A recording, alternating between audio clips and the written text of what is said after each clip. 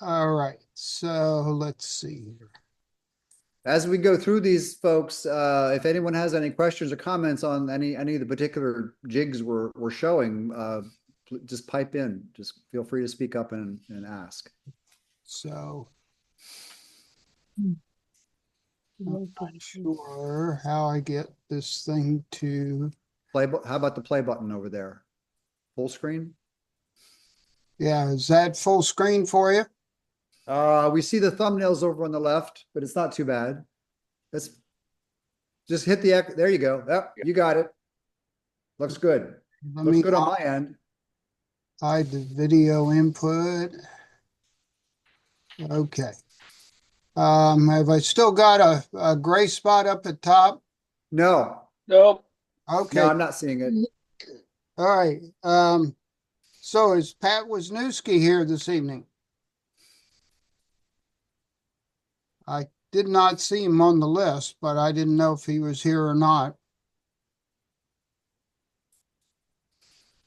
I guess we'll move on. What Pat does is he bought a rocking head lathe, and this machine is set up so that the headstock there rocks left and right at a certain rate. And what you see over on the top left-hand side are the balance weights that are used to counteract the movement so that it is very controlled. And you're looking at a vessel that he was working on, and essentially the vessel wobbles while the cutting head stays anchored. And this is the kind of vessels that he can turn out with that rocking head machine. It's too bad that he's not here to talk a little bit more about it, but what you'll see is there's also a router mounted there, and it's engaged with the rocking head so that he can make cuts at specific intervals, and it's all controlled by the motor that's running the rocking head. A And little later, I have some photos of some of Pat's work. He there's brought some things to our annual holiday luncheon, and I have some photos. Hopefully, we'll have time later. I can show yeah, those to you. and he sent in a show and tell as well. Oh, good. Jim, Right, these are spindle center height gauges that I think first came to my attention some years ago at AAW symposium every year. There's a fellow who does Rob Wallace who does the Gidgets and Gadgets presentation, and the one on the right was a suggestion during that presentation. Basically, it's there are a lot of times when you're turning that the spindle center is not immediately visible to you because it's a hollow form or something. And the version on the right was one that they suggested you build. There are neodymium magnets up underneath the bottom side of it, so it sticks to the ways of your lathe bed, and you can move it around.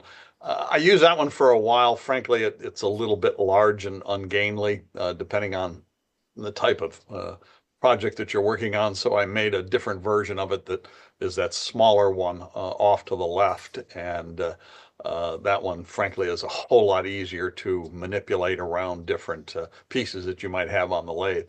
Go to the next slide there. You'll see it's exactly the very top of that is exactly the same height as the center point on your spindle. Obviously, you build it specific to the lathe that you're using it with. And as you can see, the size of that base could easily get in the way a little bit. So the next slide shows the smaller version, whole lot less obtrusive in getting it close to where you need to be. Simple little thing to build. Again, just a simple little neodymium magnet up underneath, and I just drilled a hole, put some glue in there, and I think that's a fiberglass shaft. And you just put the glue in and get it set to the exact height you want and let the glue harden and you're good to go. And it gives you that exact height. So you can see you can set your gouge. The center is obviously not as visible right there in a hollow form like that, particularly in even larger hollow forms than that. So it's very convenient if you can't turn around and do it off the tailstock. It's just really quick to grab hold of this thing. I keep it, since it's a magnet, I just keep it on the back of the lathe and grab it, stick it right there, and boom, you can set your tool rest height using that as your center height gauge. Real easy to do, very quick and easy, and costs almost nothing to build. Nice. This is a bowl depth gauge that sits on the back of the lathe. This is a shop made version. I made this basically by looking at the commercial version that is sold by Ken Rizza's outfit, Woodturners Wonders. And the link to that is in the that downloads and resources page that Joe was talking about that we just added to the website. His version of it isn't terribly expensive, but it's really, really inexpensive to build yourself. And it's designed to prevent becoming a member of the funnel club, turning to the bottom of a bowl.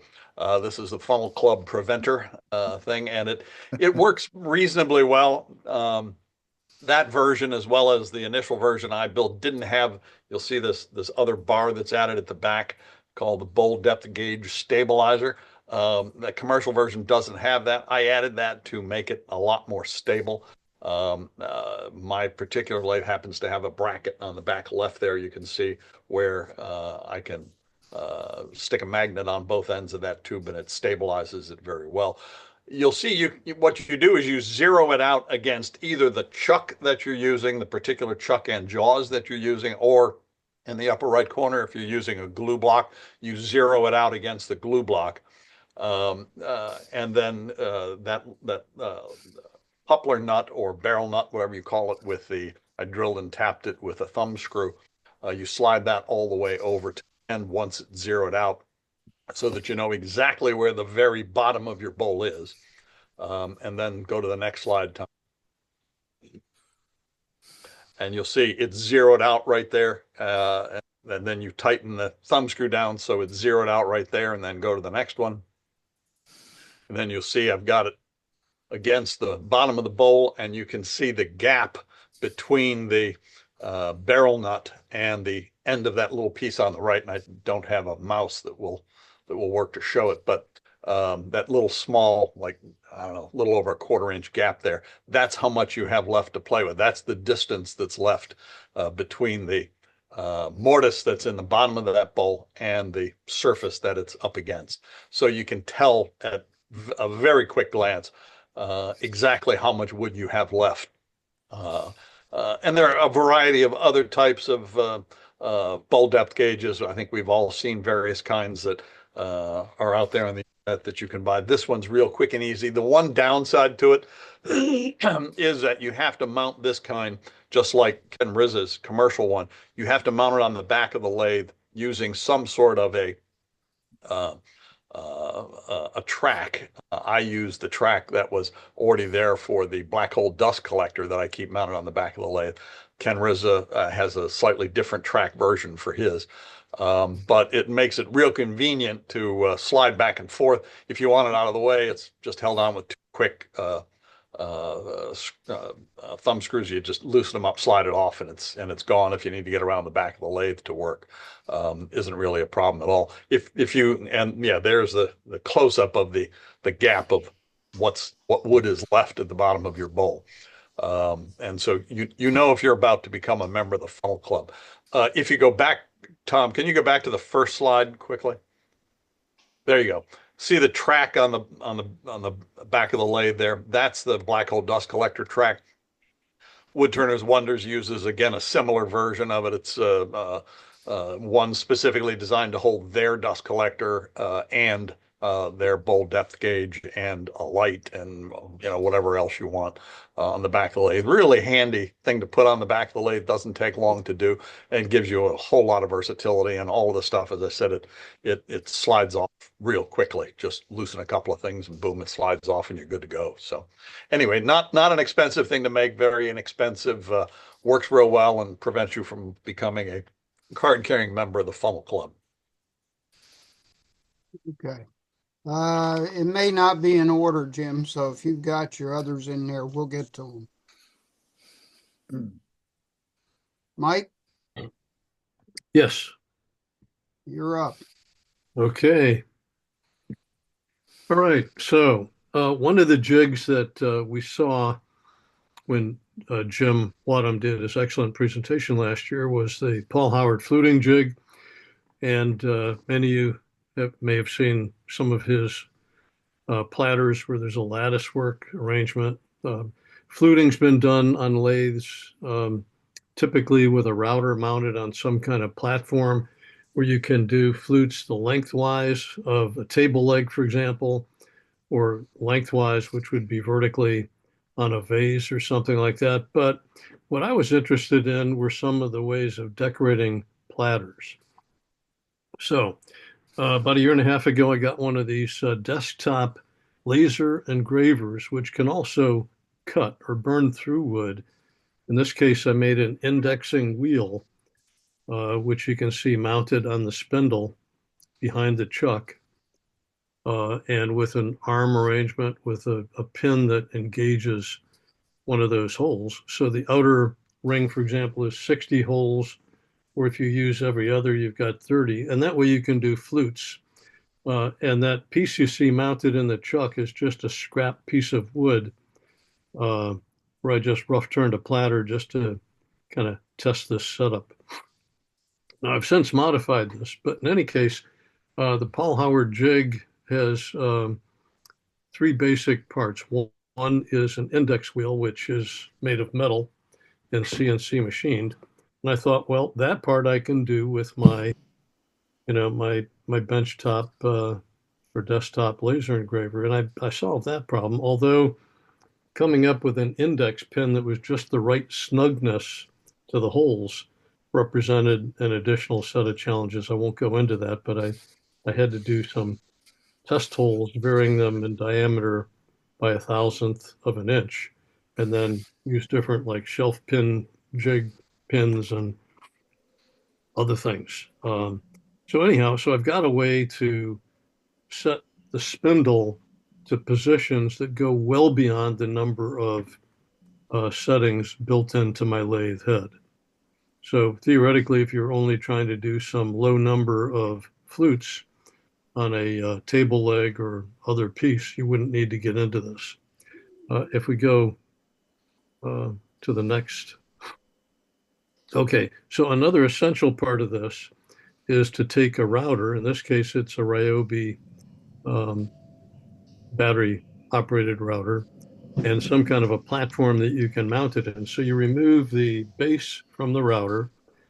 A Makita is a popular one to use for people who have the Paul Howard jig. And in his jig, you would have this part available to you.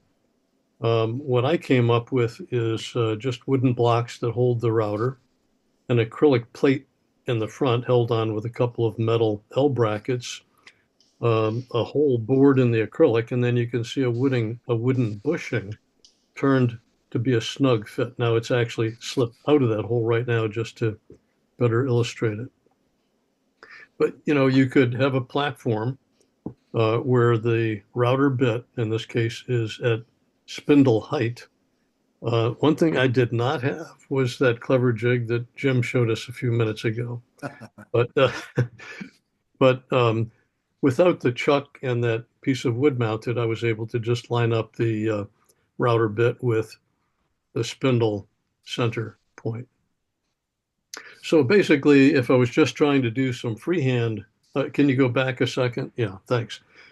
So with that platform, I can just take the router and move it by hand, making flutes along the edge of the platter.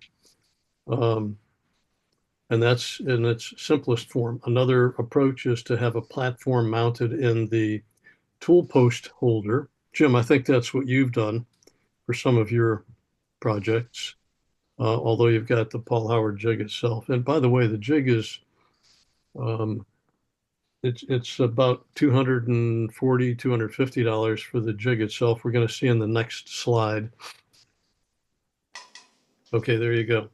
And then there's a rotating base, which is an option. That's another 85 or $65, and then the indexing system. So all of that together is close to 400. The North American distributor is blackforestwood.com in, I think it's Alberta.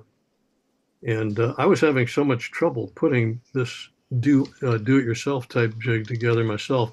I almost broke down and just purchased this jig. But recently, and I'll show you, I have at least got it to work where it seems to be doing the job. But this commercial jig is made of metal components. And the bushing, instead of mounted in a hole in the acrylic on the face of the jig, a little tough to see, but right over the left side there, above the guy's palm, is a series of connected um, metal rods that hold the bushing up in front of the router bit and allow you to center it and get it just the right depth setting for your fluting. So that's what I could have bought. Instead, I chose to waste my valuable time. It's how I felt, at least many times, wasting my valuable time on something that might or might not work. But as the story proceeds, you'll see I think I've got it to the point where I can rely on it. Next, okay. So on a pivoting base, I first tried some threaded rod. That was a mistake. Then I came up with some bar stock. That's a steel rod, 1/2 inch, and I put it through a wooden block, but there was too much friction. So this needs to be able to tilt left and right to so you would use that initial platform if you're just making flutes uh, that are perfectly radial from the center point. But if you want to make arc-shaped flutes, then you need a pivoting base. So I used a piece of UHMW, ultra high molecular weight plastic, which is very, very slippery, high lubricity, and bored it with the 1/2 inch hole. Then I had to ream it to get just the right fit, a couple of lock collars on there. So that's the pivoting base. And then next, I built a wooden contraption to hold the router base. And I've tried a couple of different ways to get a bushing mounted. This is one. I've come up with something since. But you can see there you've got the bushing made of UHMW again, because I figured that would slide very smoothly against whatever piece I want to flute with a little less resistance than a wooden bushing, which is what most people apparently use with the Paul Howard jig. So you need to be able to raise and lower the router in this jig to get flutes that are either above or below center or with a small or a larger radius, all those adjustments. And although you need this to be able to pivot and slide on that rod, it has to be extremely rigid when you're using it. Then you also have to kind of clamp down the base to a platform on the bed of your lathe. Next. Okay. There was another series of some slides. I'm not sure if they follow right after this. Okay, so here's one that was made by a fellow who has a lot of YouTube videos, William Hunt. And I've got a list of resources. I'm not sure how we're going to make those available, but William Hunt has a dozen, if not more, excellent videos showing how he used this jig, the Paul Howard jig, and all of his fails and many of his successes. And this is a lattice work piece where a plate or a platter was turned, and with a parting tool on the backside, some circular grooves were cut. And then flipping it around, the fluting jig cut these radial cuts with a 1/4 inch router bit or something close to that, just to a depth to expose the um, cuts from the backside. So you can see there's a fair amount of precision here. Next. Okay, so there from a little farther back is the jig that I built with the router in place, the index wheel, and you can imagine how that would rotate left to right to make the arc-shaped cuts. And if the jig has the router up above center, you get one kind of a look. And if it's at center or below center, you get a smaller radius and a different look. Okay. So here was my first test, again with another part of the rim from that first scrap piece. And that's what I had up until just a couple days ago. Okay. Oh, and before you change, if you notice that more or less around the center there, two of the flutes are kind of intersecting each other. And that would leave a tiny little point on the right, which could tend to break off. I wasn't concerned with that in this test, but there's a spreadsheet that's available. In fact, Jim was nice enough to locate that for me, where you can put in the measurements of your platter, the small radius, the size of your bit, and so on, the number of flutes you plan to put in, and it will tell you how much clearance you're going to have between the flutes at the innermost point. And depending upon the effect you're going after, that's an important calculation. So you could either do it by trial and error or experience. The bushing that I have also, you can put a pencil in there instead of a router bit to kind of help your layout. Okay, next one. Well, I'm going to stop at this point, Mike, and bring up your other pictures. Okay, So let me jump over to, Tom, I have He's those doing ready. that. You want me to bring them up? yeah, yeah. While you're doing that, I'll just say that this was a project I worked on intermittently because I hit some roadblocks. With kind of questioning my ability to make this thing work, but then also trying to work through some of the fussier parts of this. I did not have a set of plans to work from, just a functional concept based on the commercial jig itself. Not being a metal worker, I didn't try to make a direct copy of the commercial jig. Just don't have the means to fabricate a lot of those metal. Mike, tell me which one of these photos we should go to first. Yeah, we can start with this. This is Okay. fine. So here's a platter that I rough turned a couple weeks ago. It was from a piece of mahogany, 1.25 inches thick. I actually have a picture at the very end showing it. So with a faceplate initially, I turned, yeah, there's the board. It's a board that I actually bought at our holiday party as one of the items that was up for sale, part of our fundraiser. Okay, so this is the side on which I was going to be doing the fluting. And on the other side, if we go to the next one, Next, I'm not sure which. or the one at the bottom, I guess, yeah, that one. Okay, so this is the back side where I had already made the circular cuts with a parting tool. Okay, something that I realized very quickly is that because the shape of this is not perfectly flat, I was going to have to match that curvature or the plane on the back with the shape on the front, because you have to have a very, very precisely a precise thickness across. Because with the router bit, you're setting that to cut, let's say, 1/8 of an inch or whatever, and you want to be able to expose each of those rings. So I had to solve some problems on how to do that. Also, when I reversed this platter, I found that it was not spinning true. So I had to do the Uh-oh. shaping on the top side from the back, from the headstock side of the lathe, which was kind of tricky. Okay, so we can get the next. Okay, so here we go. And this is as of today. Pressured myself to try to wrap up some fixes I had to do on the jig. And this, with the jig now removed, but with the piece still mounted, shows that I put 30 flutes on. And yeah, there's Oops, a sorry. matching, that was the mate of the board that I made this from.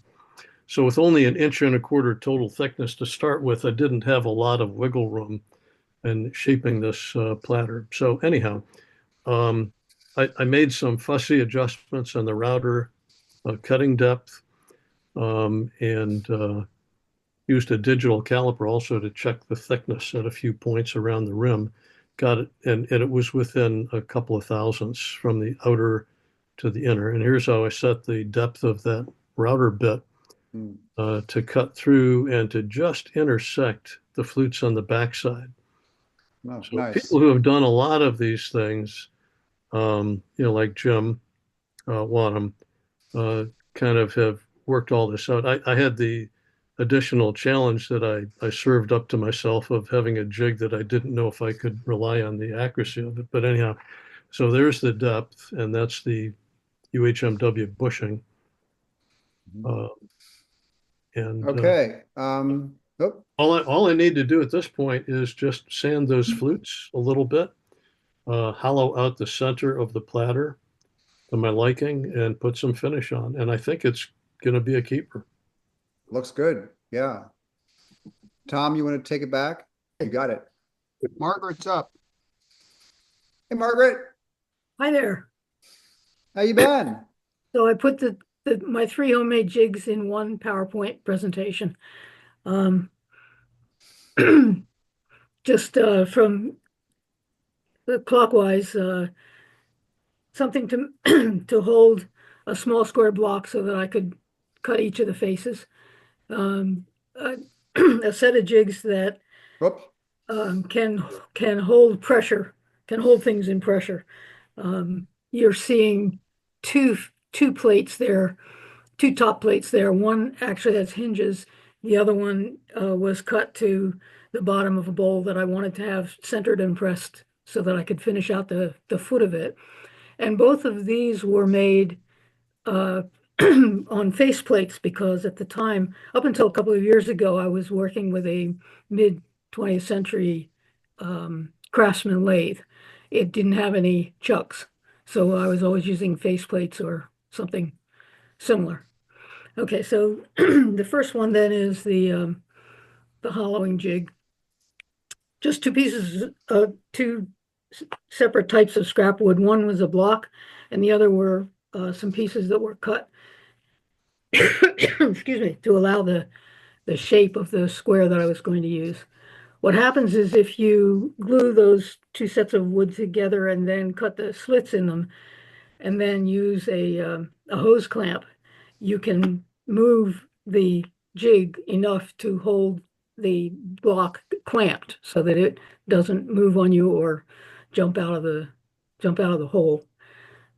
Needless to say, tape that pipe clamp with something that you're going to not ignore.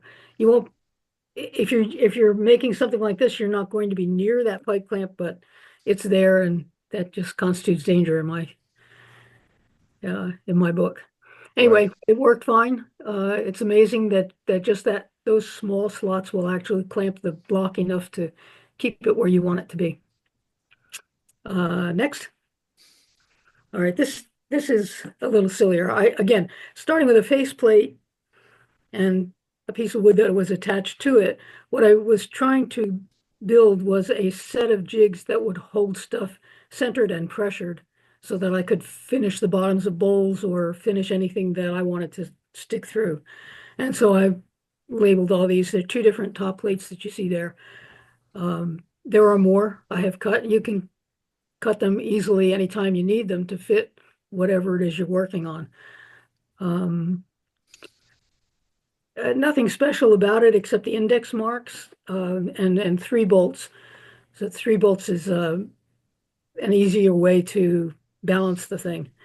And the index marks make up for the fact that you might not have drilled those bolt holes at exactly 120-degree angles. I used it a lot. I've done a number of different things with it. The one What you see in the middle there is a piece of old bedpost. I wanted to turn the round part of it, so I cut a top plate that with a circle that would fit exactly the round post that I was trying to cut.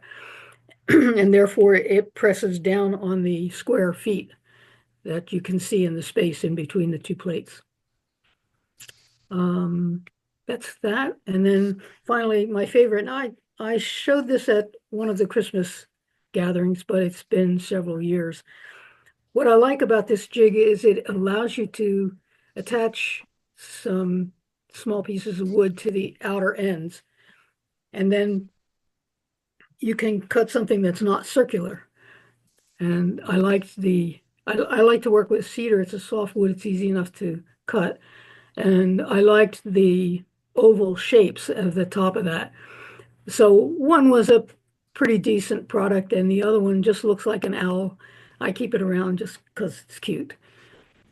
Basically, all you do is fasten the wood into the ends of the jig and turn your first set, and then undo it, turn them around 180 degrees, and do it again, and then finish off however you feel inspired to finish off. Cool. By this time, as you can see from the bottom there, I had a chuck. So I'm abandoning the faceplates. Tom, can you hide your controls that are showing up at the top? I'll try. They weren't previously, but they just kind of showed up there. Gone now on my screen. They're gone now. Yeah, there they go. They're gone. Thanks, Tom. So Who's up next? Chuck, I believe.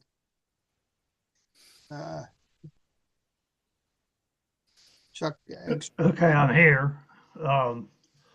These are the two brass pieces are what I really made. They are the shop made inserts to go into a hole drilled in a piece, which would in the other end be held by a live center. The caps of these two brass things fit inside the teeth of that large step center to drive the action, so to speak. And they've been very handy. I have done a lot of things over the years, including that. I don't know if you've done show and tell yet. I apologize for being late. There's a large chandelier, and those have holes through them for the wiring. So when I drill the hole, the first thing I do is drill the hole so that I am going to be on center for everything else that follows after that. We haven't had show and tell yet, so you're good. Okay. Well, when Yeah. you see show and tell, you'll see that these things they get used on those large sections of that chandelier. These were fairly easy to make. I am not a real skilled machinist. Brass is pretty easy to turn, but this seemed like a pretty obvious solution, and it's worked out well. I've done a lot of work with these things. That's about it. Any questions? Thank you. Cool. Thanks, Chuck. Your Kimbo, controls are back, Tom. I'm not showing any way to hide them on this. That's weird. Yeah, they're gone now again. Yep, there they go. Now they're back. Nope. They just No, they're gone. I think whenever you move your mouse, they come back. Yeah, I think that might be it. Okay. Or your mouse over them or something. I don't know. they're back again. Yeah. That's all right. We gotta keep moving here. We got a lot to cover tonight. Gone. This is not original idea with me, but this is my execution of it. You can step through the slides. I think there's four or five of them. Just step to the next one. It's a bolt drilled and buried in epoxy. This is the cutting of the next one is the cutting of the supports. And then I put bicycle inner tube in as friction pieces. Next one. And then notched each post to put a hose clamp arrangement on it. And that's you rotate the ball wherever you want it and then tighten the hose clamp and that holds. And this is me working with it. I was cutting out flowers, routing them out with a hand tool. So that's pretty much straightforward. It's bowling ball. I went to the closest bowling center and called them and said, "You got any old balls?" You go, "Oh yeah, we got some in the shop that we can't repair for use in the." I said, "What do you want from them?" They said, "Just take them." So I ended up with two bowling balls. I have one rolling around underneath my drill press, and sometimes somebody will need one, and then I'll give it to them. But this works great. I have if you look close here, I have a handle on it. I can just grab it by the handle and I hang it on my shop wall. So kind of fun. It makes people wonder what it is when they walk in the shop. So, oh, this one's, you probably could buy a commercial version of this. I decided to make my own. Instead of CA gluing, uh, instead of having to sand a back of a blank and CA glue it to a waste block, I bought a faceplate, drilled it out, tapped it, bought some screws and stuck them in my drill and ground points on them. Go to the next one and I'll show you how I use it. Hmm. So that's, I take the blank up, I slam it in there, and then I tighten it with tailstock. And then if I want to move it around, it's real easy to just pick it up and loosen up and move it around. I only need it to turn the foot on the blank. And once I got the foot on, then I go to a chuck. But it's a great little device. I had fun. I ended up making a really nice bowl the first time I used it. So that's it, folks. I know we need to Cool. keep moving along. So, Thanks, Jim. Good. yep. Okay, this is my version of a streka or donut chuck. Margaret did something similar. Mine came from an article that Alan Lacer wrote in the spring 2008 Wood Turning Journal, the AAW Journal, and he laid out all the details of how to get everything lined up. And as you can see, there's rings on it so that you know that the bowl is centered when you're putting it on there. You have multiple holes that you can use to bolt down whatever you're trying to hold.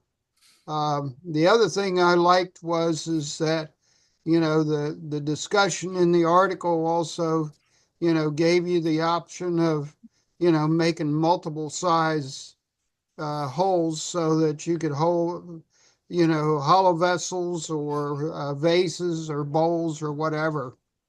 And so this is my version of it.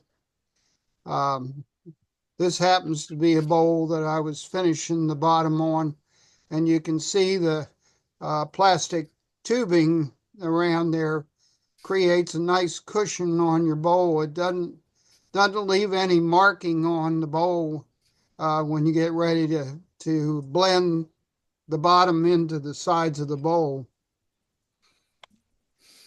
I found another use for this, and because this is such a solid platform, I mount strips on either side of it. And when I run into a situation where I have a bowl that is warped and I can't reshape the foot so that I can mount it in a chuck, I lay the bowl across these two strips of wood and clamp it with the tailstock, and then I can actually shape the foot the way I want it so that when I'm ready, I can turn the bowl around and mount it in the chuck. This is also a good picture to show you exactly how thick this mounting plate is. It's 2 3/4 birch plywood glued together. So it's very stable, and you can put a lot of pressure on it. It doesn't move. Um, on my particular lathe, the motor uh, sticks out and many times is in the way of trying to turn a piece. And so what I'm showing there is that I bought an extension that holds it out away from the motor because, as you can imagine, if you're putting bolts through that hole, the last thing you want them to do is to slap your motor. So, if you have that kind of a lathe, that's how you kind of get around that problem. Tom, one other thing, Tom, that jig is used for a lot in segmenting when when we're doing like a large tapered stave urn.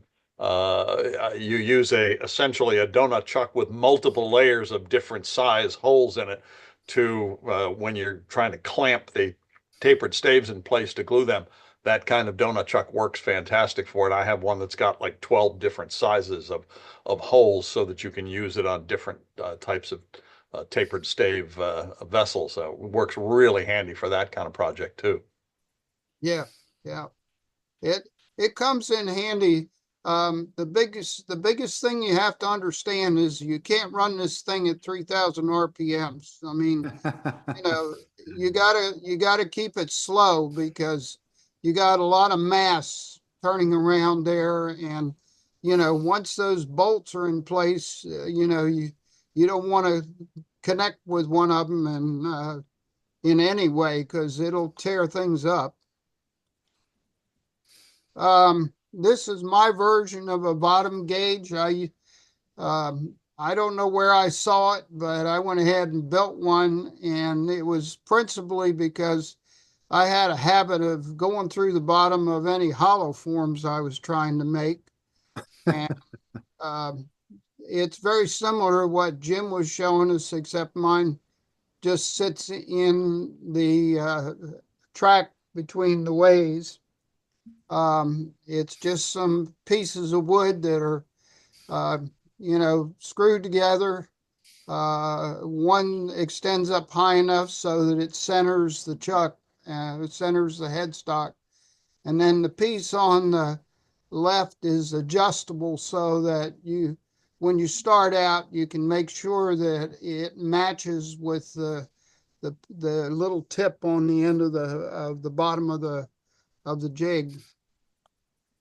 So there is looking down on it, and it's adjusted to the edge of the chuck. And as you can see down below that, the two pieces of wood are mated. And this is looking at the other end, and that rod is adjusted with that nut. There's another nut on the other side to lock it in place.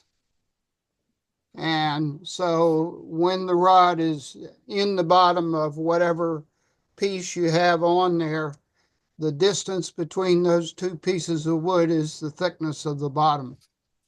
And it's pretty simple to gauge when you can see it that big.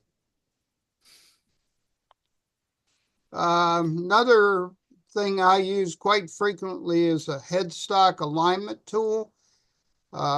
It's a piece of steel with two Morse tapers on it. The reason is my head rotates, and I do sometimes use it to do outboard turning. And so what happens is that when you move this headstock around, sometimes it doesn't lock back down, in the proper place to match the tailstock. So what you do is you put the one end in the tailstock, you leave the headstock loose, and then you move the two pieces together until they're solidly in each Morse taper. And then I lock the headstock down and make sure everything is secure before I back it out. And then as a final test, I make sure that the the live center and the drive center points match up. And so it just takes some variation out of play when you've got a movable headstock like I do. Did you make that, Tom? No, I bought that. Okay, I was going to say you can buy that online, I guess, somewhere. I do not know if they're still available or not but I found out long ago on this particular lathe, if you didn't do that, you soon got into trouble with stuff not lining up and bowls being wobbly and all kinds of things. So There is Yeah, are available, Jim. You can get them from either Craft Supplies or Packard Woodworks. thank you.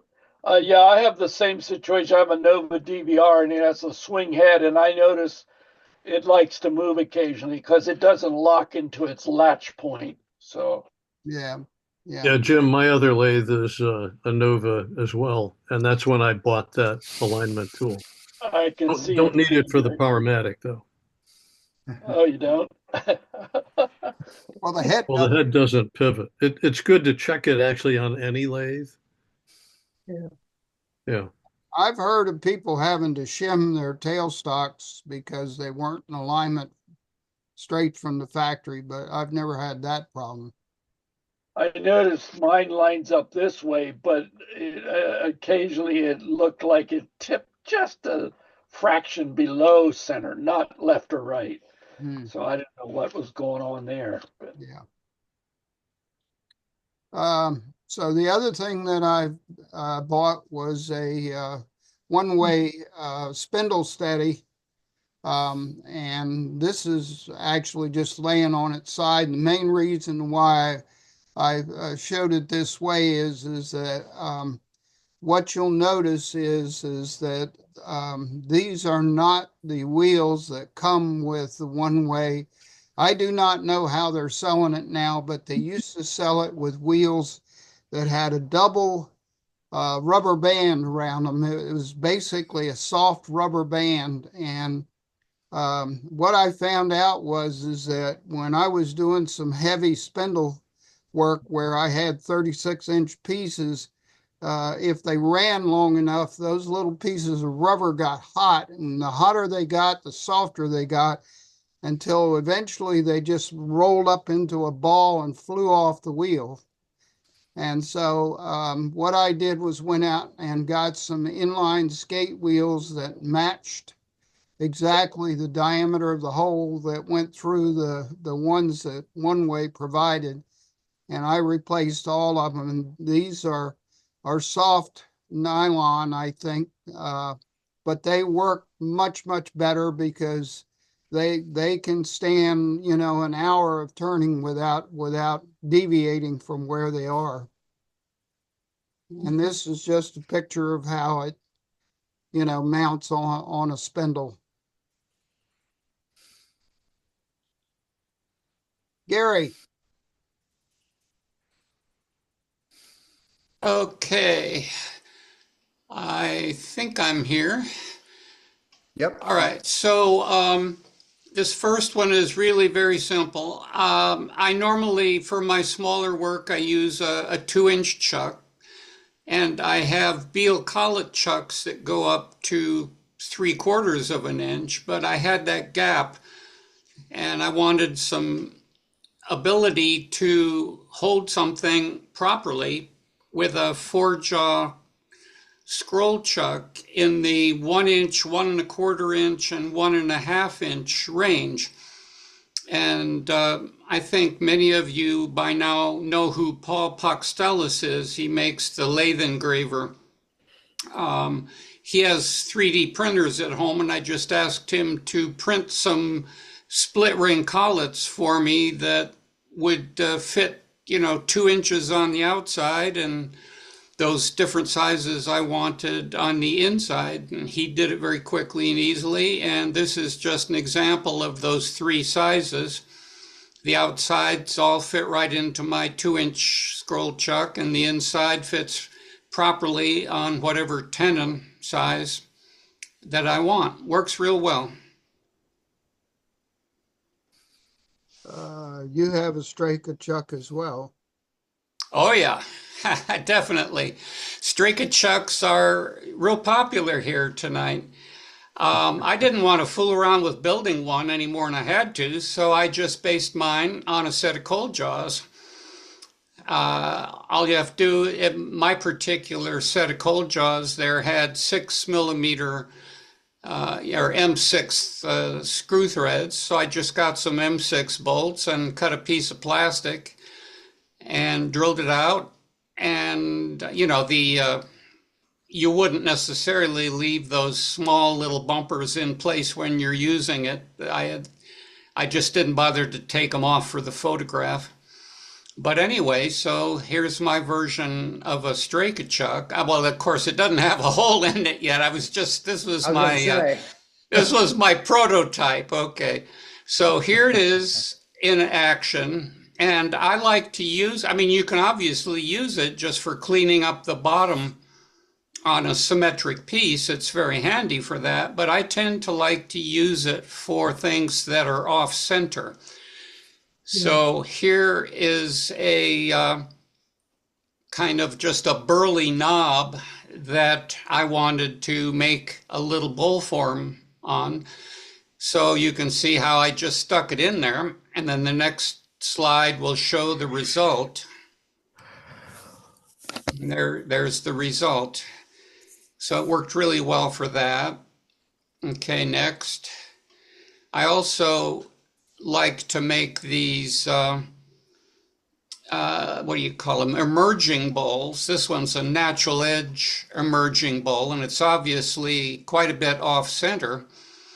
And so, I shimmed it up. You can see I put a piece of cardboard under it to get some grip and so that it didn't damage the bark, and made sure it was straight when I clamped it down. So that held in very nicely. And then the next picture shows the result.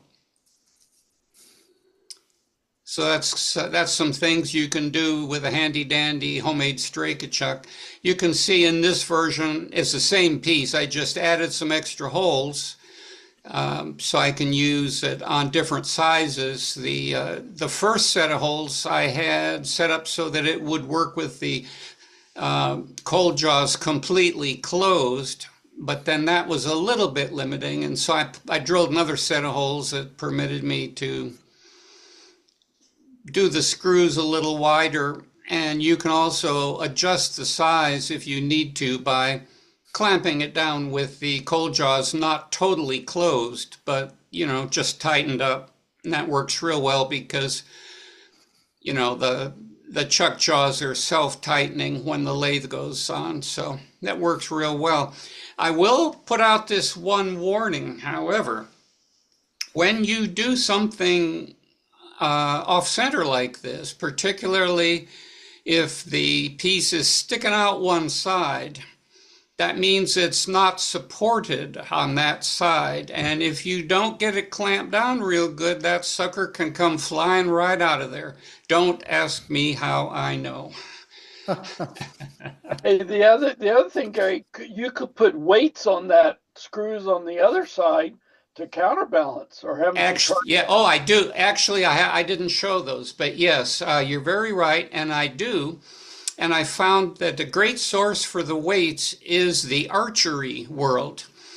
You can buy very nice metal archery weights that the archers balance their bows with, and they come in like a couple ounce. I think I got maybe a 4-ounce size. You can get some like 1 ounce and pile them up to make any weight you want. But yes, on the back side, I put the archery weight to balance it. Very good point. That is the end of our show. Oh, I had one more. You did? Yeah, I had cold jaws with the bumpers, with the cold jaw bump with tower bumpers. All right, hold on. I will I see. had I had a Tom, bunch of examples of how to use Okay. tower bumpers. Tom, if you want to take a minute to look for that, I have one, I have a jig that I can show in the meantime. okay. All right. Yeah, All right. So I made just a couple quick slides on a spindle steady, but Tom touched on earlier on the one-way spindle steady. And let me show you the one that I made. Okay, so this is just an example of some both DIY and commercially available spindle steadies that I'm sure you've all seen. The one way that Tom was mentioned is here on the down the lower left, and you can kind of see those wheels he was talking about that comes on it. Here's another large version, circular version. Here's another one that looks kind of like the one way, a cheaper version of the one way.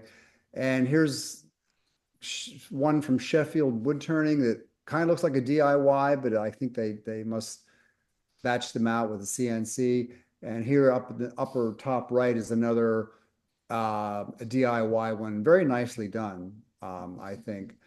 So now let me show you this is the one that I did. It's actually right behind me here on my lathe at the moment.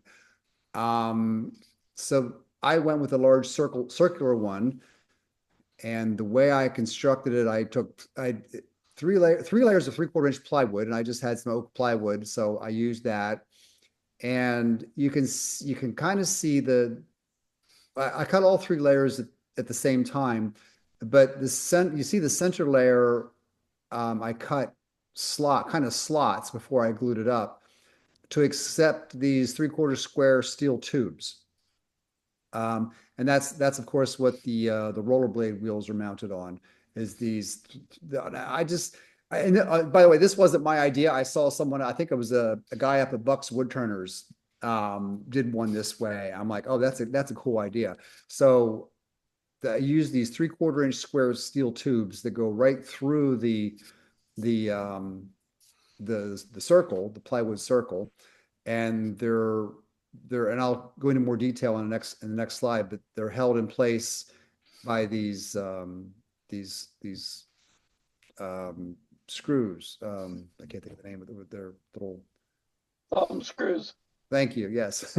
And also note in this photo, I took an 1/8 inch steel angle iron and put it on the base. And so the angle iron registers on the lathe beds.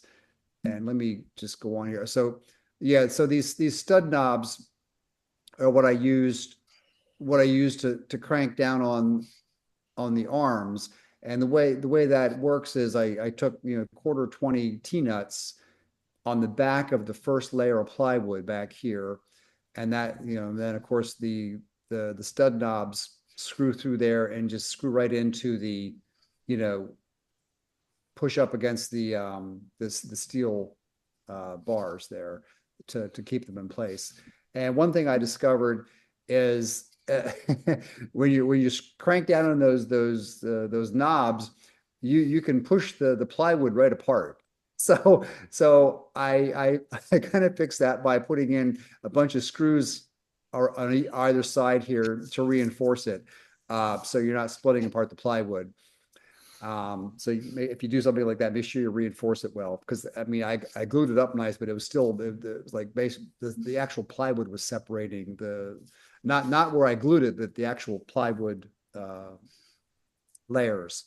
To secure it to the lathe bed, I found this lathe clamp block on Lee Valley, which is just a hunk of steel that cut to the right size for your particular lathe bed, with a half inch 16 threaded hole through it.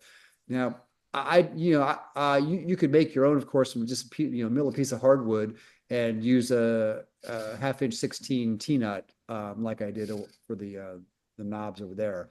But I thought, well, for $15, this looks like it'll work pretty well. And here's a detail shot of that clamp block. This is the jig it's lying on its side on the down. So this is actually down here's the bottom of it. You can see the clamp block down here. And I took some, I didn't use the bolt that came with it. It was too short. So I just got some 1/2 inch all thread, and I put some thread lock down here where it screws into the clamp block so it would stay in place. And then I use this a female jig knob, 1/2 inch 16 threaded, with a through hole there, and a large washer to screw down so that you can really tighten it down there onto the lathe. Like I said, the angle iron, the 1/8 inch angle iron is registering right on the lathe bed. And also notice here, I've got bolts going all the way through. They go through the angle iron all the way through all 3 layers of plywood. So it's nice and solid. And that's it. Just briefly, that's how I put that together. It works really well. They're good for like other people have mentioned for large hollow forms. I actually use mine to finish the ends of my rolling pins. I have stop the share there. I like making rolling pins with slightly concave ends like this, so you can actually stand it up on your table. Joe, this steady rests are one of the most fiddly jigs of anything on lathe work that I can think of. And I can't believe, and I'm not an engineer, I can't believe they couldn't have engineered a better one. I wish I was a hydraulic engineer. I would love to have one that you just tweak the hydraulics to get the wheels right in place instead of tighten them with a wrench and all that crap. So yeah, I'm actually, like I said, I make the rolling. You can see it's slightly concave here, and it works really well. I'm able to finish both ends very nicely using. You can kind of see it's right back here on my lathe now. I'm working on a short video on how I actually finish my rolling pins for a future meeting. Just like a 5 or 10 minute video on that. So, all right, I've got Gary's last slide up here, Joe.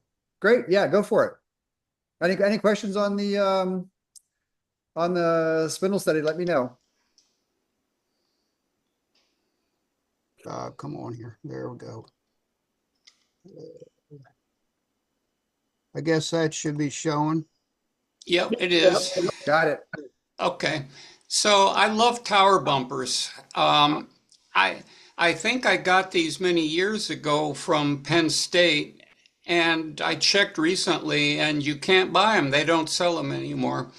But you can make your own out of wine corks, which I'll talk about after this. But anyway, these are the original ones that I got. You can see they're about 2 inches long.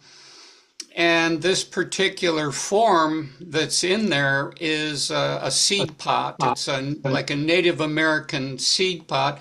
It's just a hollow form, except the hole is 7 millimeters. And I made it by putting 2 bowls together. But anyway, that's not the point here. The point here is that this is just a way to hold something to turn the bottom off. You could put this in the Straight-a-Chuck as well, but I find this to be easier. And of course, the blue tape is very important for obvious reasons. You can't see those things going around, but you don't want to get your fingers in there. Right. Okay, next. Okay, here's another example. Oh, and you can see I also have a wooden spacer underneath.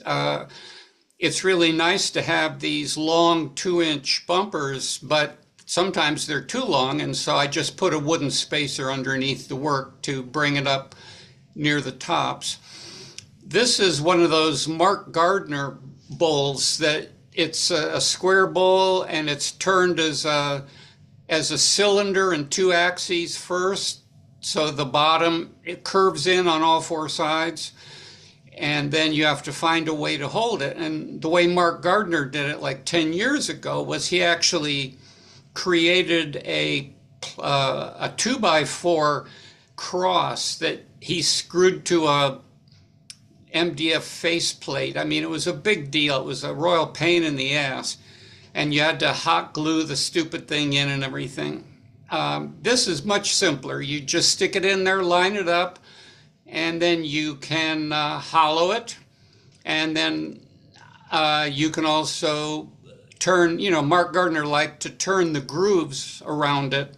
He did it by hand, so that was actually a real quick motion of his hand with a pointy spindle gouge, and so it was like a spiral. But I tried that a few times and didn't have good success. So I actually did this one, and here's another tip.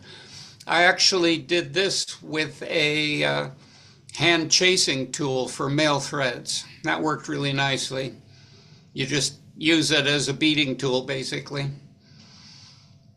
Okay, next. Oh, and also, I'm sorry, go back. If your piece isn't perfect, to line it up, you may need to use some, you know, spacers, some shims. You can see on the upper right here, I've got like 4 rubber sheet shims, and there's one on the upper one, and so forth. So you want to make sure this thing is lined up dead center. Okay, and this one should have been first. I put it in the wrong order. This just shows the thing sitting there with nothing in it. Gary, were those PSI long posts? Yes. I had a set of those too, so they don't make them anymore. Not that I can find. The thing that there was a problem with them is those rubbers wore out really quick. I think I replaced them with plastic tubing or something. Yeah, I'm having that problem myself, but I haven't had to replace them yet. Okay, next. Here's another example. This is actually a form that I'm going to show in Show and Tell in just a minute. Some of you may be aware of a Chinese sculptural mirror or jade disc form called a B, which is spelled B-I. And I'm in love with that form, and so I'm actually making a B here, and I needed a way to drill the center hole, or actually to turn, not to drill, but to turn the center hole. So I'm using the cold jaws with the tower bumper here to just drill out that center. You can see it's still in place, and I didn't put in another picture to show it empty, but you know, you can just turn that little center away, and I'll show you the result afterwards. And I think there's one more example. Yeah, okay, here's one I really wanted to show people. You know, Mike Hasseluk showed his, you know, long-handled spoons, and he would always make a wooden collet chuck to hold them. And it's like, okay, that's a good idea. I tried it. It didn't work for me. I couldn't get it to work. And I ended up CA gluing the stupid spoon into the wooden collet chuck and had to soak the whole thing in a bucket of acetone to get it out. You know, you've all been there and done stupid things, right? So anyway, I wanted to, you know, make some more of these little spoons. It's obviously, you know, this is 1/2. It's a split form. You just turn a water tower and with a split form with a paper joint, and then split it in half and hollow it. And this works out really well because you don't even have to put a weight on this, because the weight of the steel cold jaws is heavy enough that putting a little, you know, wooden handle like that off to the side doesn't even unbalance it. And this is really an excellent way to hollow these spoons. You got to get it lined up, of course, but you can see I've got this one in with no shims, and so this one was not a problem at all. So I really recommend tower bumpers for a lot of uses. Yeah, you don't happen to have an extra bolt of those, do you? I lost one of mine. I had to use some odd one. I couldn't find one machined like theirs. Yeah, unfortunately, I do not. I've been able to keep using my one set, but I think that's the last photograph, and I didn't put in another page, but I do make my own now also because of the fact that you cannot buy them anymore. And what I do is I use the real heavy composite wine corks. You don't want to use a real cork because they're too soft, but you can get these composite wine corks that are really, really heavy duty. And you just drill them out, and you can buy uh, little metal inserts, you know, like little metal cylindrical, or actually, in my case, I used hex. You can go on Amazon, you can buy little hex inserts that are M6 or whatever you want them to be, and just press those into the wine corks, and then you've got your own set of homemade tower bumpers. I go the other way, Gary. I when I'm doing small stuff, I use rubber bottle stoppers because they got an angle on them. I have to drill them out, but boy, they grip because of Yeah, that angle. You can really absolutely. hang Yeah, on. I like that. That's a good idea. I've got something similar if I could show. You all see me? Yep. I found these. I've got a set of 4 of these. Aha. These are made by Rubber Chucky. Chucky. Yeah.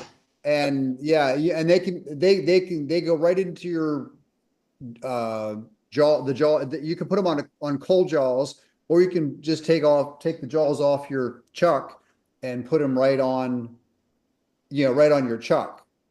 Just screw them right Oh, in. I like And that. they're designed so they can go either way. So you can do like a scoop, like a coffee scoop or something. Like I said, I've got Yeah, obviously that there's 4 of looks, them.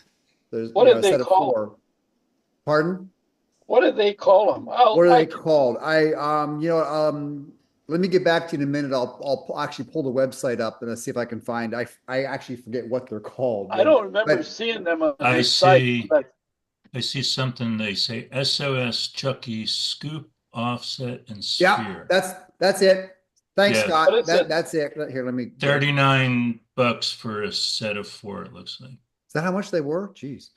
Well, yeah, I mean, their stuff's expensive, but great. So Yeah, I didn't remember them being that expensive. I think maybe and they it got comes the with the price. bolts to go through and everything. Yeah, we got a set of bolts. Yep. I think in a couple different metric sizes. Yeah, they're nice. It's nice that I haven't actually tried them yet, but I got them. Try to make some coffee scoops or something similar. But you could hold a lot of different items. Like I actually have a small hollow form here. Yeah, that they show it on a cold jaw and a regular jaw, and I was thinking for of all trying. different oddly shaped things. Looks perfect. Yeah, I was thinking of finishing the bottom of my hollow form. I thought, well, maybe it'll hold it. But anyway. Did you ever read the instructions that come with that stuff? It says do not freeze them. So you don't let them in your shop if it freezes. I put them in my paint cabinet over winter so they stay warm. I don't know why, but it says big letters, do not let freeze these Chuckies. So, Interesting. Can you dump that link into the chat, please? Yes, I can. Thanks, Scott. Yeah, they're pretty cool. I like how it looks perfect when you get it, and they say, no, you have to cut it down on your lathe and make sure it's round. So, Oh, really? They say that? oh yeah. Yeah, I know most of us don't read instructions, but I happen to see that. that's And why I I'm mentioned like, you have to be kidding me, For that price? Yeah. So you want me to go ahead and start the show and tell now, Joe? Yeah, we're running. Yeah, it's 8:30 already. Folks, if you have show and tell, let's just try to go through them pretty quickly. Let's expedite. We only got 30 minutes left here, and I think we have quite a few show and tell. So let's fly through these. Okay, let's see. Is Pat on the call yet? I don't think he is.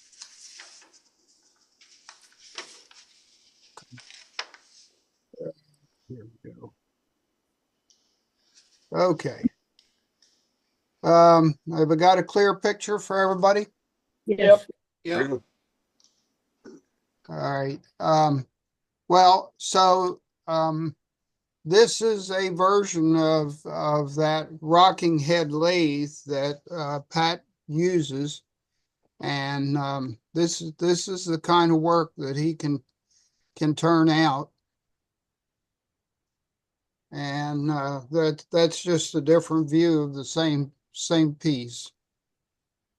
But you can see the rings in the back behind it, and how they support these ones that are cut in half, or cut in a third. Hmm. Nice.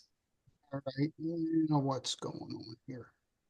Why can't I move that thing? All right.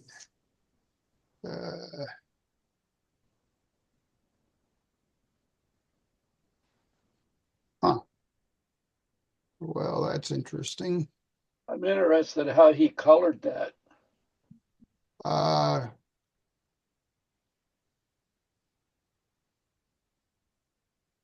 my. Oh, I was at the end of the yeah. All right, so Chuck. Hello. This is a chandelier, 6 feet tall, plus or minus a couple inches. I think it's actually like 68 or 70. This is for a church in Lancaster. It's made out of poplar, which I get from Mark Supik in Baltimore. I don't do the arms. All I do is turn the forms. They do the finish. They make the arms. I have been involved in that in the past, but not anymore. This has enough lights on it to require 2 circuits. Wow. This is the kind of stuff that I use, those jigs that I showed you earlier, that allow me to be sure that I am on the center of these long pieces, so that they come out true and everything is centered up properly as I turn it. I've done about 20 of these, I guess, over the course of the last 25 years, maybe a few more. Um, they they go to big places with fancy domiciles like a church. Some are in private homes. They bring big bucks, as you can imagine. The finish is paint done by the lamp shop. I continue to work for them. I'm doing another project right now, which is very challenging and also involves keeping things centered properly. Maybe we'll look at that next month. I don't know. But there it is. I've done a bunch of them. We did 10 of them for a prep school up in New York. So there you Wow. go. Nice. Yeah. Wow. Very nice They're job. impressive. They're for sure. And they're a lot of work, but after all these years, I'm getting the hang of it. Dave Crawford. This is a chess set that I made, poplar, milk paint, and the board is just some cedar, naturally weathered cedar with more milk paint on it. That's nice. I really like that. Very nice. Yeah, What's the size? I didn't see the size. What are the like? What's the tall? Like, how big is the king? The king's about 7 inches tall. Oh, wow! Really? Yeah. Oh, wow. Okay, it's bigger than you realize. I want Nice. to do a chess set so bad, but I have no idea how to handle the knight because I don't carve. Ah, Well, the knight's actually turned also. It's Is a it? it's a ring turning. Picture it as a oh, like a bunt cake, and then you take a slice of cake, and oh, that's your horse head. like the German rings. Yeah, yeah, exactly. Oh, no way. That's excellent. Okay, yeah. There's a guy that does demos of the German ring. I forget what I'm not calling him the right thing. It's Simon Big. Simon Big. Yeah, he does these really elaborate German rings and then slices them up. And I never thought of doing a knight head like that. What do you That's do a with great idea. Thank you. What That's do the you same do with the, principle that's the same principle I use to make the 8-foot bowl. That's what do you do correct. with Oh, the right, extra right. night? You're going to have more than 4 nights on that slice, aren't you? You Yeah, I get still have 20 a of piece them. of it. I should have showed a picture of that too, because it makes it clear on how it's made. Wouldn't it be cool to make all the pieces that way? Ah, I think that could be really interesting. Yeah. That's neat. Eric, I'm here. Hey, Eric. So I recently had a little trip to Australia, and one of the guys that I was staying with had designed these lidded boxes. And the idea with the lid is a little bit larger diameter than the box, so you just pull them off. And I was fascinated, so I made a couple of them when I got home. Pretty do you have wood. one with the lid off? Say again? Do you have a picture of the lid off? Does it have an inside? I thought I did, but No. it's a hollow. I mean, it's I was just looking to see if one of the others was yeah. lit. You go to my Facebook page. There's a couple with the lid off. Okay. It's just a hollow. It's just a circle, you know, sanded and everything else. So Yeah. with a slight rim around it. Looks pretty nice, cool. Eric. Yeah, I thought it was a really different design. So, like I said, I made a series of them when I got home. What With are the woods that I woods got there? when I was in Australia. Say again? What are those woods? They're beautiful. Candle bark is the curly one, and Gidgee is the top lid for this particular one. Wow, they go together. Great. Yeah.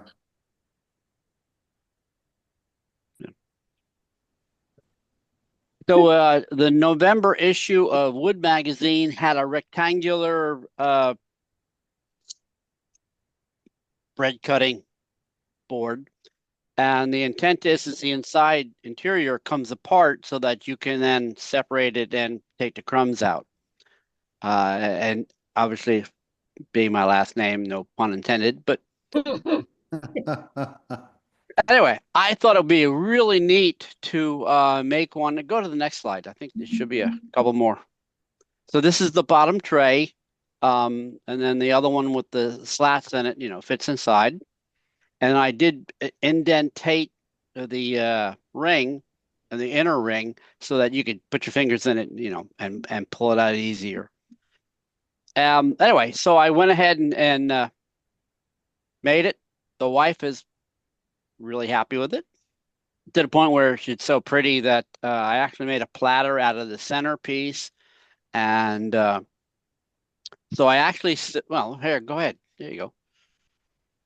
So this is the leftovers with a really pretty piece of wood. And I finished it off. And I actually submitted it to Wood Magazine. And it should be in the next issue. So, Hey, what's that Nice. wood? Siebel, although I bought it at Hearn's Hardwoods and they call it Pantagonian rosewood, but it's actually commonly called Siebel, Cebil. So, really pretty wood, and it was a really wide board, so that was really handy. So for Christmas this year, or I should say last year, I made a series of cookie platters. So the intent is you can see it's raised off ground. That way you can put your fingers, and for those you can see me, you put your fingers on the platter and pick it up. So it's easy. You don't disrupt the cookies or cakes or whatever it's in the platter. So it's about 14 inches in diameter. So it's a good size.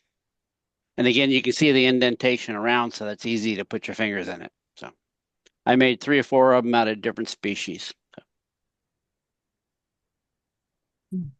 Gary,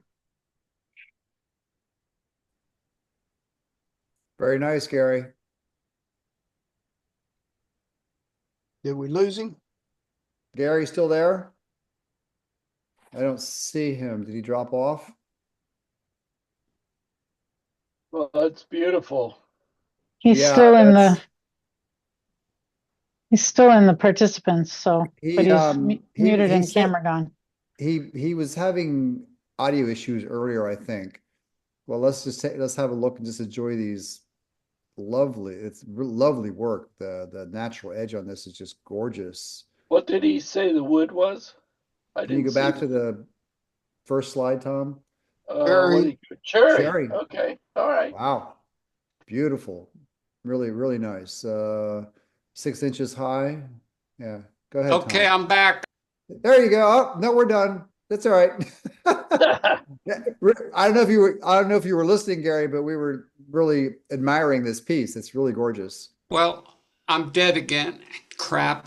I'm having computer problems. There we We can go. hear you. I don't know if you Okay, really need to. I'm sorry. I'm having computer problems, obviously. Yeah, I could hear you, but my audio and video were locked off. Oh, So anyway, we I can- call this up. I'm blanking in and out. I don't know if what you're hearing, but I call this the incredible shrinking cherry because it's obviously a goblet now, off axis.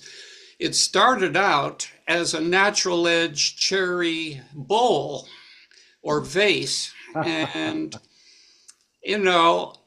had a few bad cuts here and there, and I found some cracks that I didn't like, and so it kept getting smaller. Go back to the previous view, the side view. There you go. So anyway, I That's a like great photo. I like asymmetric pieces, and so I thought this would be fun. And anyway, it got small enough that I decided it was going to be a goblet. And the problem was the pedestal or the foot. This is, to make a long story short, this is number 4. I went through 3 other pedestals, a couple of them plain, and then one burl one like this that I got too thin. So this, I finally think I got it right. And from your comments, I think you agree. Very nice. So it's 2 pieces. Yeah, it is 2 pieces. Yes. Nice. The pedestal is actually a branch burl. Wow, cool. Okay. Okay. All right, here we go. Here is the B. So if you go to places like the Freer Gallery, you can see a whole big display of jade discs, which are called B. And they were ceremonial, basically, and they had to do with heavenly things, making, the emperor have something that other people didn't have and so forth. I just happen to love the B form because it's round. This particular one is made in Jamelia arborea burl, which is otherwise known as white teak. And it has, obviously you can see there, it's got a really nice burl form to it. Flip to the other page. I've made it 2-sided. Okay, there's the undecorated side. And I have put it on this base on this brass rod so that you can just rotate it in either direction on the base, because the base wants to be in that direction for viewing pleasure. But I wanted to be able to rotate the B itself. And so you can either look at that side or now go back to the other side, which is the one I actually prefer. I like that better for some reason. So, it's you saw how I turned it, or at least turned the hole in it using the cold jaws with the bumpers. But the real story here is this base. That's a piece of sycamore that my son got for me when they took down our favorite tree at the Calvert Road Disc Golf Course in College Park. And that's a long story I won't go into. But anyway, I had this kind of V-shaped piece of sycamore laying around for 20 years and then didn't know what to do with it. So all of a sudden, I finally figured out what it is. And so, as I say, the place where that piece came from was the Calvert Road Disc Golf Course. And so my question for you is this a B Or is it a frisbee? All right, moving right along. Jim. Very Hi. nice, Gary. Barbara Dill, the queen of multi-axis turning, and if you're interested, she has a fantastic book, which is kind of the authority on multi-axis turning. I've gone down the rabbit hole. She warned me when I started. She said, "You're going down a rabbit hole." Well, this is intended to be three-sided turning. Show the next one. But it turned out to be two-sided on the top and only three on the bottom because I ended up turning too deep on the axis and lost my one axis. So there's only a little piece of the third side there. Yeah, great fun. This is twisted off axis turning. So yeah, I dyed it with a very dilute magenta and ended up with a nice pink. This is sassafras, which I got from my homestead years ago because I thought it was an ash tree. When the lumber guy came who was ripping it up, he said, "Jim, you don't have ash here. This is sassafras. I can smell it." So, Cool. that's it on this one. I think there's one more, maybe. I don't know if I'm next. Yeah. This is another three-sided. This is a true three-sided. If you go to the next one, this one I kept on it. I actually got them all right on this one. Just got to keep your head straight because of the way the axes twist when you're doing twisted ones. I'm having great fun. I have a couple really long ones, but my brain is getting maybe too old and tired to keep track of it. It's a real mathematical challenge, but it's great fun. And it's also a turning challenge. You're turning a lot of what they call ghost wood or air wood. And that takes some concentration because you can't see your wood. It's just a blur. I recommend Barbara's book very highly. Absolutely. Yes. It's she was at our Thursday Zoom, International Woodturners Zoom for 1 week. We'd engaged her to guest, and we had such a big response. She was back a second time. Yeah. And I subsequently have been in touch with her. She is very supportive of the whole idea. So yeah, we here at Montgomery actually had her 3 times back before COVID, and she has retired. She's not doing live demos anymore, unfortunately. No, but she's got great resources on her website. Oh yeah, absolutely. And it's Barbara Dill again, everyone. Barbara Dill. This was after Al Miyake did the bowl from a board demo for us a few months ago. Kind of like Jim Bowman, I too went down a rabbit hole. This was the bowl from a board rabbit hole. And it ultimately resulted in not only, I don't know, 15, 20 bowls, but also a very lengthy handout on how to do this type of bowl from a board, which differs from what Al Miyake did. If you remember, Al was showing us how to make the cuts on a bandsaw, which I frankly did not want to do for a couple of reasons. Number one, I didn't want to have to take up my bandsaw by readjusting the table from the way I like to keep it all the time. But also because when you use a bandsaw, as he noted, you can't get severe angle cuts on the bandsaw. You can only get up to about 46 degrees, which gives you mostly funnel looking bowls, which I didn't want. And so I went to the methodology of cutting it on the lathe. And this is ultimately one of the bowls that came from it. It's zebra wood. And this is how it came out in the end. And as you can see, it doesn't look at all as funnelish as some of the other bowls looked. And again, there's a very lengthy handout in that new download section on our webpage that explains the process of doing this in a great deal more detail. And then there's a couple other bowls that do the same thing. This is Maple and Purple Heart. You can see it's glued up with a piece of Purple Heart over the strips of of other bowls, and these are the stacked rings at the bottom. And then the bowl on the next slide. Oh, that's nice. Yeah, they come out pretty decent. These are all done with Axe polishing paste, which I've moved over to from doing a lot of lacquer, and this Axe polishing paste, a two-part paste with the final finishing paste being mostly carnauba wax, really works very well. Gives a really nice finish to the touch. Cool. Feels really great in the hand. Pretty What's nice. the brand again? ACKS. Oh, It's okay. made not far from here, I think upstate Pennsylvania. Oh, interesting. Yeah. Yeah. It Good comes stuff. from upstate. Yeah. Yeah.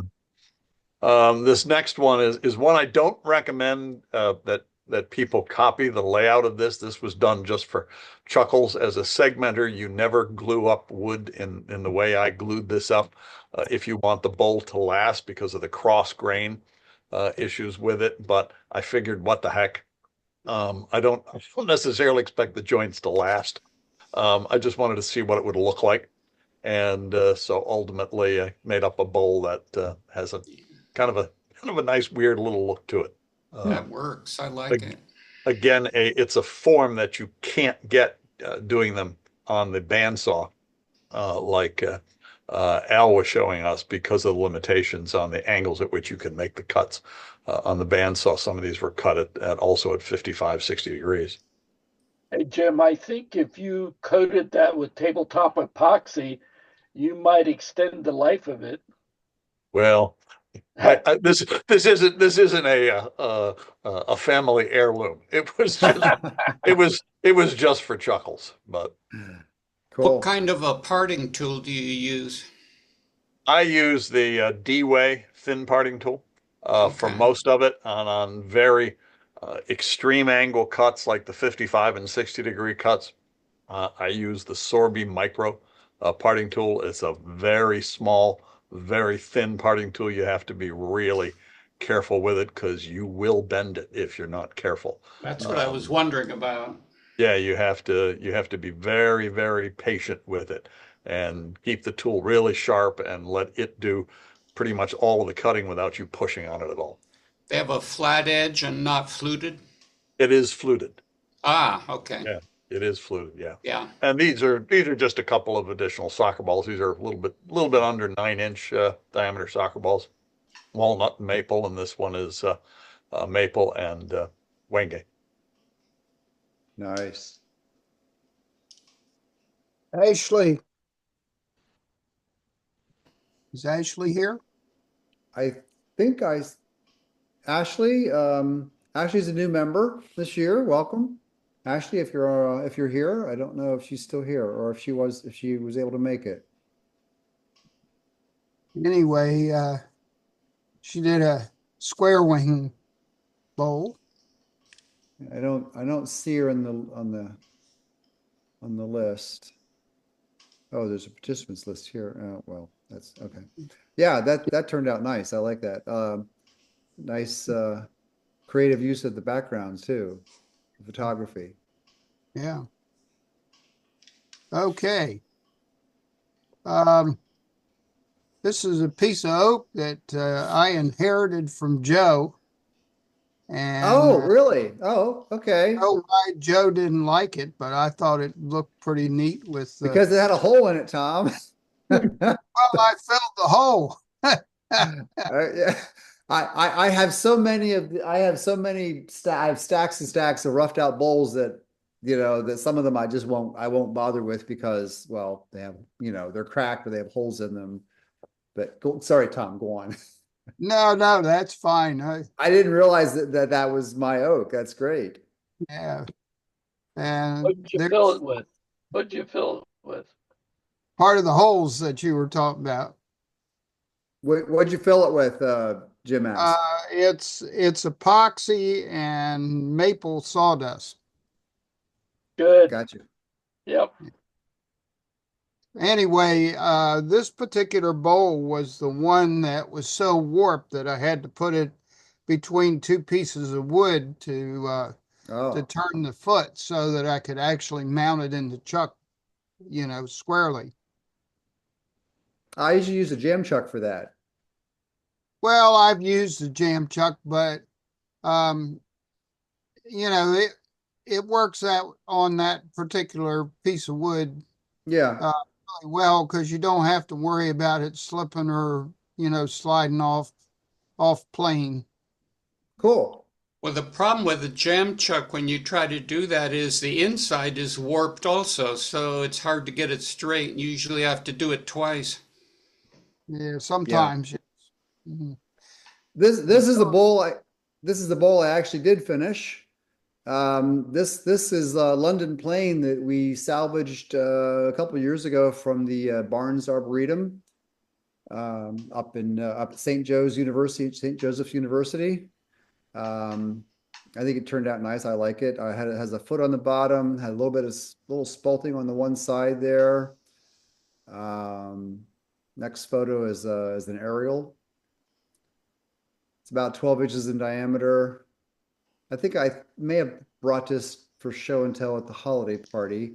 After the holiday party, I listed it on Etsy and it sold. It sold just a couple weeks ago, actually. Hmm, Um, goodness. I know I'm gonna. All people often ask about pricing your work. So I'll just if anyone's interested, I'll just tell you. I got 185 for this. That's based on your formula, right, Joe? Well, actually, I priced this a little higher. Inflation. Okay. Actually, the woman there was a woman in San Jose, California, bought this, and she paid over 200 after California state sales tax. Oh my gosh. I know, right? It's crazy. It was a Compared to nice. the price of eggs, it was cheap, Joe. Yeah. Yeah, I should have put an egg instead of an apple in there when it was could have sold it for twice Joe, as much. Joe, it's good you didn't want to keep that because I had a friend who had a favorite bowl and he went to a show and put a really high price on his favorite piece. Somebody came by and insisted on buying it. So Oh, there's a lesson for you. Yeah. yeah, I call that a parting tax. If I have a piece I really like, I put a parting tax on it because I don't want to part with it. So it doesn't always work though. Well, we're back to Pat, which was the end of the show, and he's not here. And we looked at this before. So I believe that is it, Joe. All right. If y'all have want to hang around just for a couple more minutes, I'll very quickly show some photos from our holiday party. I think I can do this. Yeah. I'll just go real quick. These are pieces that people brought in for our holiday party back in December. Yep. If you see a piece, I don't know who all did these. If you see a piece that's yours, speak up. I did that one Hey, out of a Steve. piece of wood that Sammy gave me. Nice. Is that oak? It is, yes. How you White been, oak. Steve? Yeah. Good, good. All right. This is another. This may be that same one of Pat Wisniewski's. Here's the aerial shot on that, or it's one of Pat's. I know that. I think this might also be Pat's. Another like 3, 4, 5-sided piece with flutes and cutouts. Two of them actually, two different ones. I'm not sure. That one's mine. Oh, okay. Yeah. Eric. What's the Iki, word, Eric?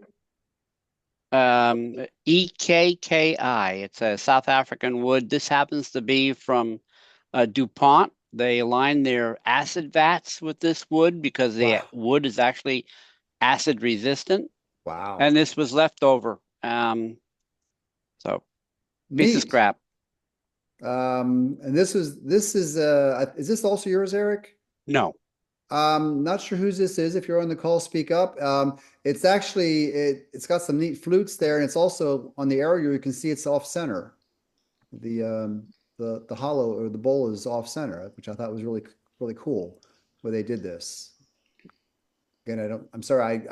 I take so many photos so quickly there at the party. I lose track of. I know this is Jim, another one of Jim's segmented pieces. This is his version of a spiderweb bowl. Very clever. To include the Isn't that spider, cool? sorry. Isn't that cool? That's really cool. I like that. Don't know whose this is. It's that same zebra wood. Of course, of course. Yes, sorry, Jim.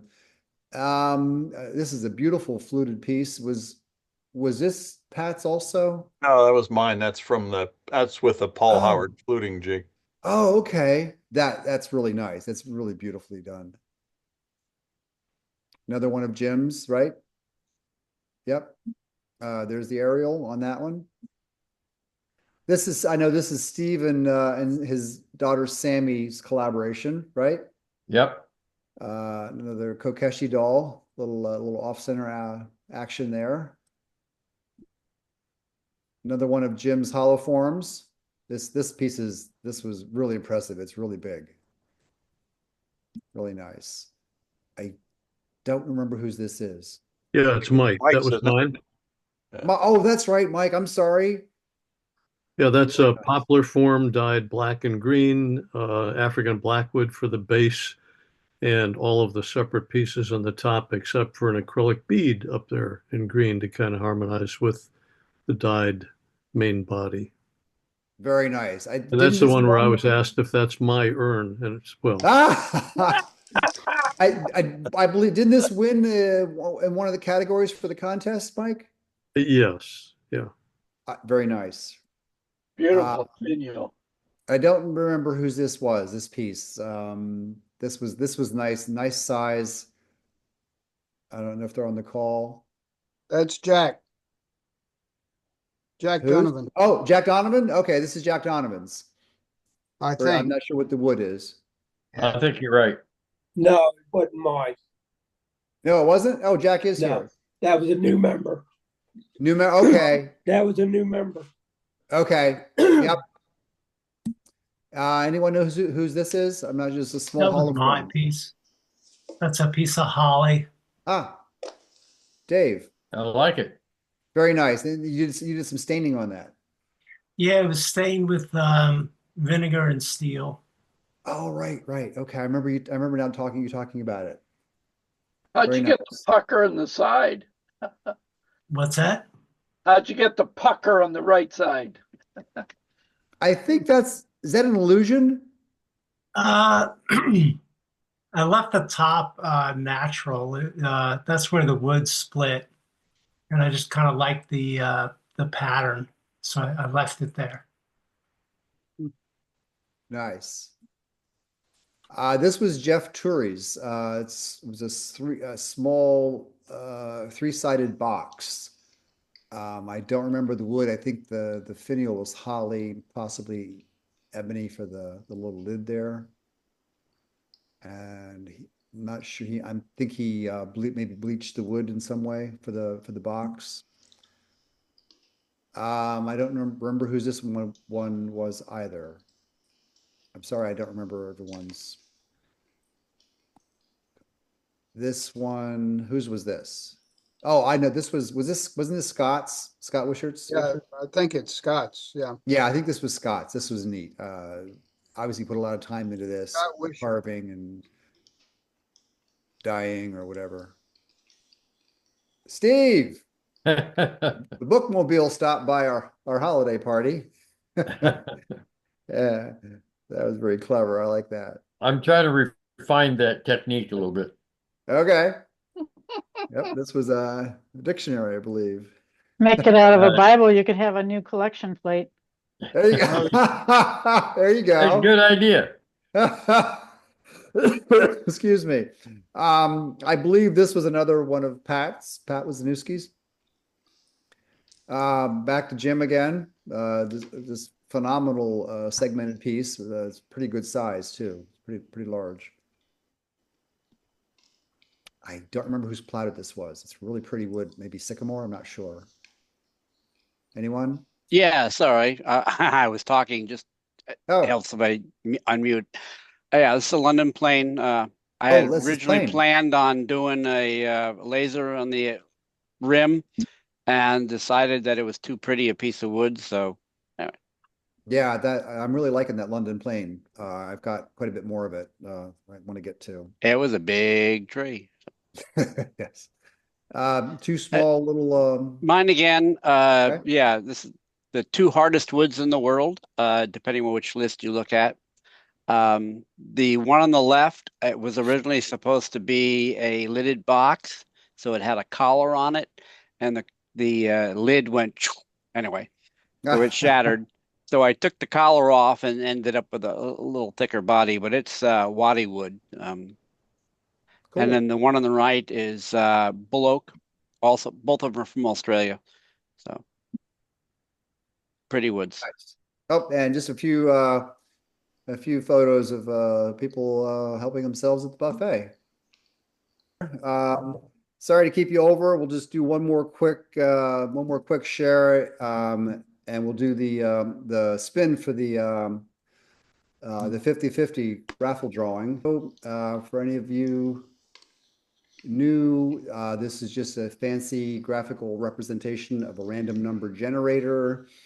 Pretty sure I got everyone on here. I checked, double checked, and triple checked. 32 entries, 32 tickets sold. So here we go.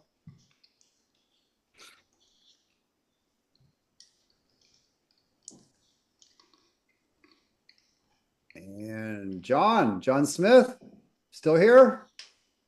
Congratulations. Yay. Take a screenshot there for our records. Everyone, thank you so much for hanging with us. A lot of good stuff. Any final comments or questions? I would like to ask Mike how he got that black-green color on that holoform. Is he still here? Question.